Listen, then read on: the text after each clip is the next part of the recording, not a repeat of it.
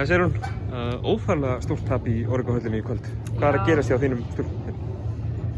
Fyrsti leikur, ég meina, 1 stig að 30 stig, við töpum, þær fengu 2 stig og við fengum 0 stig, Jú, þetta er stórt tap og við erum alltaf ósáttar og maður er tapsár og hundfúll, en það er alveg skott að tapa með 30 eins og tapa með 2.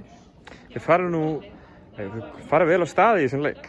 Það er nú alveg, fyrsti leiklutin er nú alveg, þeir eru komnir þarna einhverjum 8-10 stigum, ég man ekki nákvæmlega hvað það var, sko. Hvað gerist svo eftir það?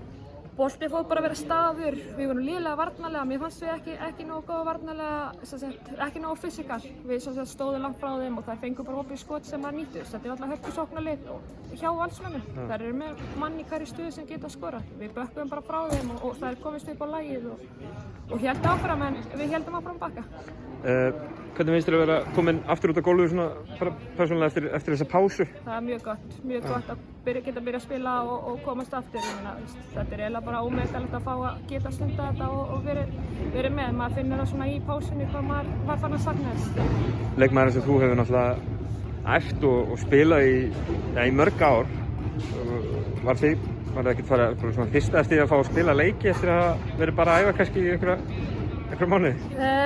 Jú, ég var svona kannski búið að vera svolítið mikið að gera hjá mér, þannig að karvan var svona aðeins til hliðar, en á sama tíma var ég farin að finna hvað ég saknaði mikið að geta komið inn og fara á æfingar og fara að hugsa leiki og byrja að skoða önnur lið og að sjálfsögðu bara félagskapurinn líka, þannig að jú, ég var farin að sakna þess mikið.